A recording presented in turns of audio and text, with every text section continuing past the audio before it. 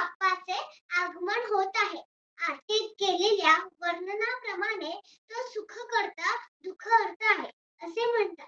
आमच्या लहान मुलांचा तर तो प्रेम गणेश आहे. या गणरायाच्या अनेक कथा आहेत. त्या ऐकून वाचून मला काही प्रश्न पडले आहेत. त्याचीच उत्तरे आज मी डाकू सोमन अर्थात सोमन आजोबांकडून जाणून घेणार आहे. सोमन आजोबा गणपत 52 वर्षांपासून पंचांग तयार करत आहे. ते खगोल अभ्यासक आहे.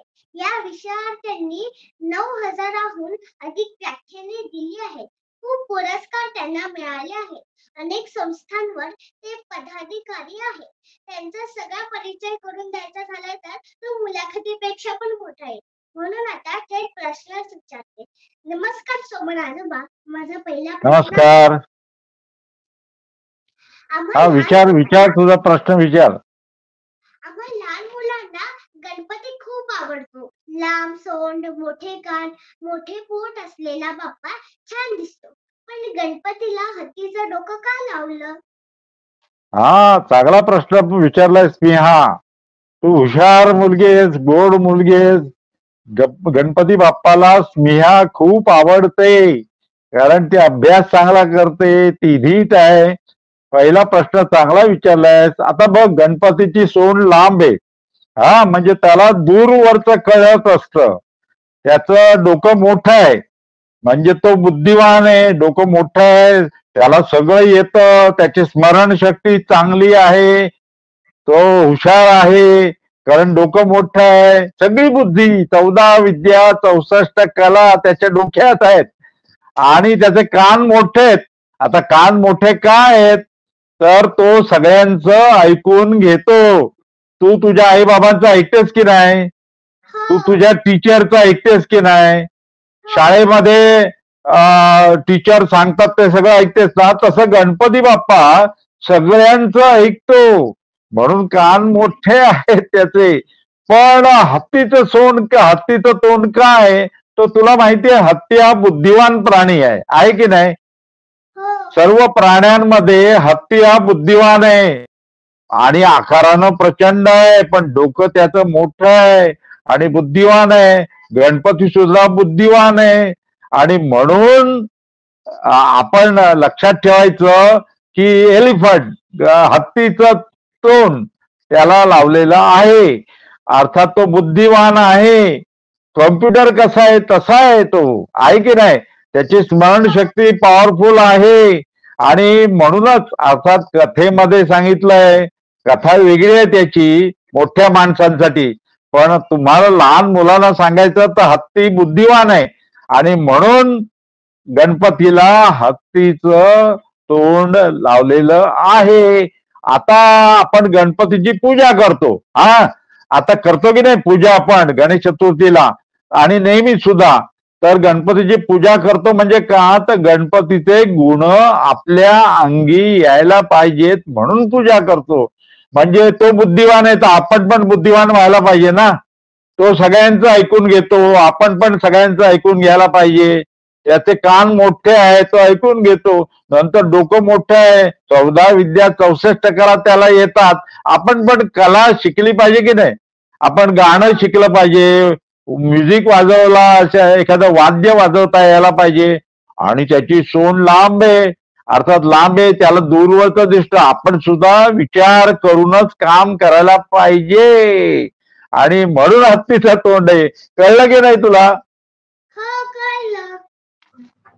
आणि दुसरी गोष्ट, गणपतीचे डोळे बघितलेस किती सुंदर दिसतात, बारीक आहेत की नाही सुंदर डोळे. तर ते डोळे तो आपण लक्षात ठेवू, जेव्हा गणपती बघतो ना तो बारीक दृष्टीनं बघतो. आपण सुद्धा पुस्तकं वाचताना नीट वाचलं पाहिजे, अभ्यास नीट करायला पाहिजे, हे गणपती शिकवतो आपल्याला. दुसरा प्रश्न विचार. गजानन, गणपती, मोरया, एकदंत, विनायक अशी गणपतीला अनेक नावे का आहेत? तू जरा मोठी झालीस ना की प्रणम्य शिरसा देवम गौरी पुत्रम विनायकम असं स्तोत्र आहे, तुला पाठ करता येईल ते. त्याच्यामध्ये सगळी नावं आहेत गणपतीची. आता गजानन, गज म्हणजे हत्ती, आनन म्हणजे तोंड, हत्तीचं तोंड असलेला तो गजानन. नंतर आपल्याला माहितीये त्याचं दुसरं म्हणजे गणपती. हा, गणांचा पती, त्याचे गण म्हणजे त्याचे सगळे मित्र, दोस्त, कंपनी. तर त्यांचा पती तो, त्यांचा प्रमुख म्हणून गणपती. त्यानंतर एकदंत, त्यांनी परशुरामाशी सुद्धा लढाई केली, एक दात तुटला. लहानपणी दात तुटतो की नाही आपला सुद्धा, आणि नवीन येतो, पण गणपतीचा जो तुटला ना दात, तो परत आला नाही. अर्थात तो त्याचा नांगर केला शेतकऱ्यांनी, म्हणून गणपतीला एकदंत म्हणतात. गणपतीला विनायक म्हणतात. विनायक म्हणजे नायकांचा नायक, तोच नायक आहे असं म्हटलं जातं. गणपतीला आणखी एक वक्रतुंड म्हणतात. वक्रतुंड म्हणतात की रे गणपतीला?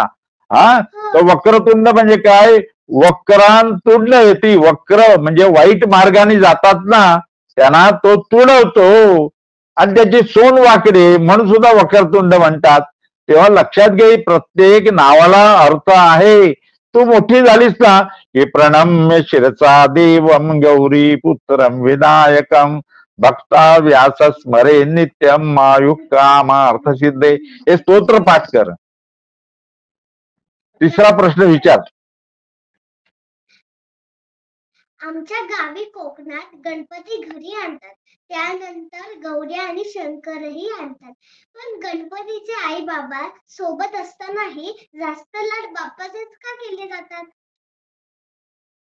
हा, चांगला प्रश्न विचारलाय. आता बघ तू, देव आदर्श आहे, आपण आदर्श, आपले शिक्षक आदर्श असतात, आपले आई वडील आदर्श असतात, तसा गणपती आदर्श आहे. हा, तो देव आहे, बाप्पा आहे, म्हणून तो लाडका आहे सगळ्यांचा.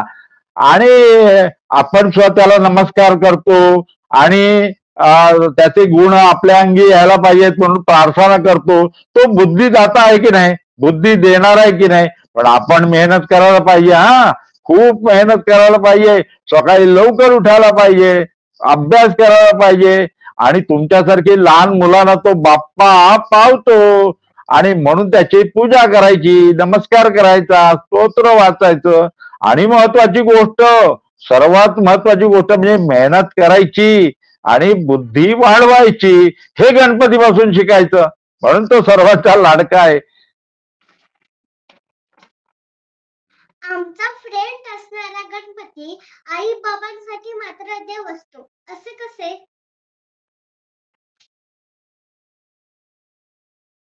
हा, आई बाबा, आई बाबा त्याला बाप्पा म्हणतात. हा, जवळचा वाटतो की नाही, लाडका. आता तू बघ, गणपतीचे वडील कोण?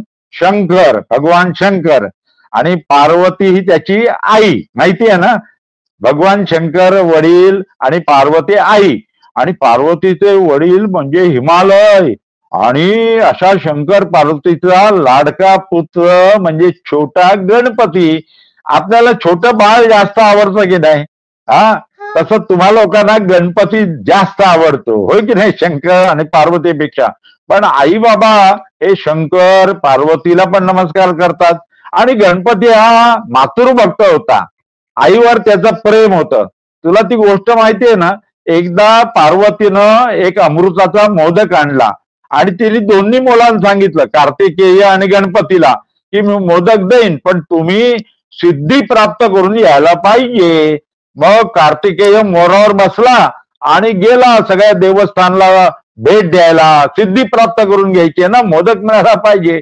आणि गणपतीनं काय केलं? आई वडिलांची पूजा केली, आई वडिलांना नमस्कार केला, आणि त्यांच्या भोवती प्रदक्षिणा केली. आणि मग तो आला, दुसरा त्याचा भाऊ, तो मोरावर बसून आला, दमला सगळ्या देवस्थानला भेट देऊन.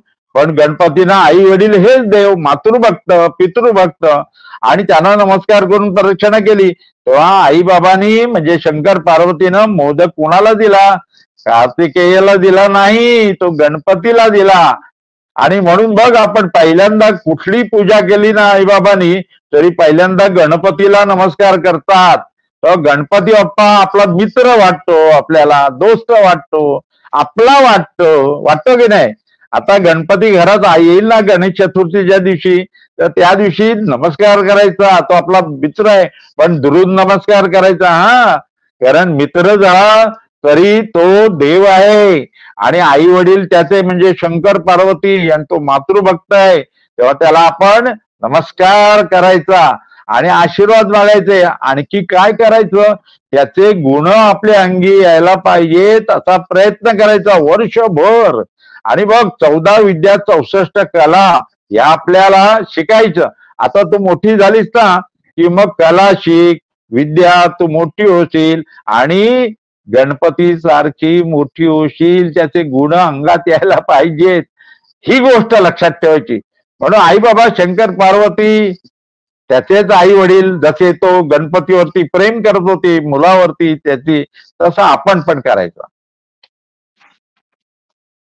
बाप्पाला मोदक आवडतात. दुर्वा आणि जास्वंदीचे फूल प्रिय आहे, हे आपल्याला कसे कळले? तुला मोदक आवडतात? हो. हा, आता तुझा चेहराच सांगतोय मोदक आवडतात. मोदक गोड असतात. बघ, तांदूळाचं त्याला पापडी असते तयार केलेली, आणि आतमध्ये काय असतं, तर नारळ आणि गुळ असतं की नाही, नारळ आणि गुळ यांचं पुरण असतं आतमध्ये, आणि तो मोदक बाप्पाला आवडतो. लक्षात ठेव, तुला मोदक आवडतो की नाही? आपल्याला जे आवडतं ना ते बाप्पाला आवडतं, आणि त्याचाच प्रसाद, त्याचाच नैवेद्य आपण त्याला अर्पण करायचा असतो. आपल्याला आवडतं ते बाप्पाला द्यायला पाहिजे की नाही. आता आपल्याला मोदक आवडतो, तुला पण आवडतो, मला पण मोदक आवडतो, म्हणून मोदकांचा नैवेद्य गणपती बाप्पाला अर्पण करायचा. आणि 21 मोदक, का माहितीये का? 21 मातृका आहेत, 21. म्हणून गणपती हा मातृभक्त होता, म्हणून 21 मोदकांचा नैवेद्य गणपतीला अर्पण करायचा आणि नमस्कार करायचा, आणि त्याला सांगायचं, हे बुद्धिदाता, आम्हाला चांगली बुद्धी दे, आम्हाला परीक्षेमध्ये चांगले मार्क मिळतात, आम्ही मेहनत करू, आई वडिलांचं ऐकू आणि खूप खूप मेहनत करू, असं गणपतीला सांगायचं. अशी प्रार्थना करायची. करशील की नाही तू प्रार्थना? हा, आणि मोदक पण खायचा, गणपतीला अर्पण करायचं नैवेद्य, आणि मग आपण एकच मोदक, एका वेळी एकच मोदक खायचा. हा, मस्त. आणि म्हणून गणपतीला मोदक आवडतो. जे आपल्याला आवडतं ना ते गणपतीला आवडतं. लाडू पण गणपतीला आवडतो. आणि तुला माहितीये, गणपतीची सोंड डावीकडे असते. बघितलेस तू गणपती बघितल्यानंतर बघ, त्याच्या डाव्या हातात मोदक असतो, आणि उजवा हात तो असा आशीर्वाद देतो, असा आशीर्वाद देतो, डाव्या हातामध्ये मोदक असतो, म्हणून गणपतीची सोंड डावीकडे असते.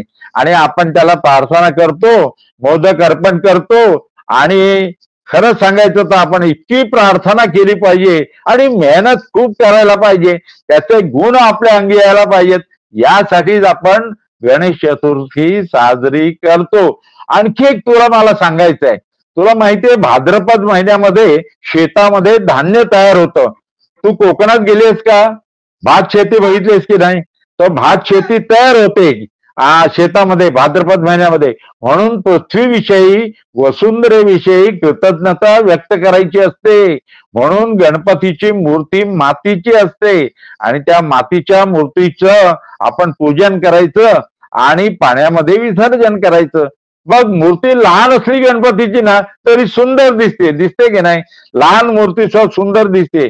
मूर्ती लहान चालेल, पण भक्ती मोठी पाहिजे, आपली मेहनत मोठी पाहिजे. आणि त्या दृष्टीनं मातीच्या मूर्तीचं म्हणजे पृथ्वीची पण पूजा करतो, वसुंधरेची. का? तर जी पृथ्वी आपल्याला धान्य देते, शेतामधून धान्य तयार होत असतं, तिच्याविषयी कृतज्ञता व्यक्त करायची, आभार व्यक्त करायचे. थँक्यू पृथ्वी, अर्थ, थँक्यू असं म्हणायचं. आणि त्यासाठी गणपतीची मातीची मूर्ती असते, आणि ती भाद्रपदात आपण पूजन करतो. तुला काय वाटली गणपतीची माहिती? खूप छान. हा, आजोबा. आता गणपतीच्या दिवशी गणपतीची आरती पण करायची. आरतीचं पुस्तक अगोदर वाचायचं, आरती करायची आणि गणपती गावाला गेले की आपण अभ्यासाला लागायचं. धन्यवाद सोमनाजोबा.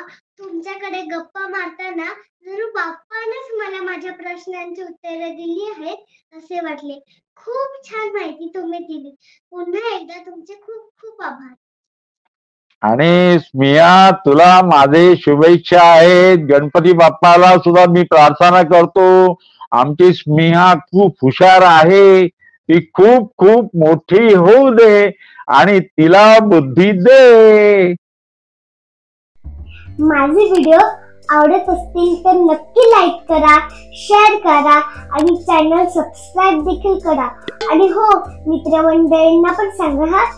पुन्हा भेटूया लवकर.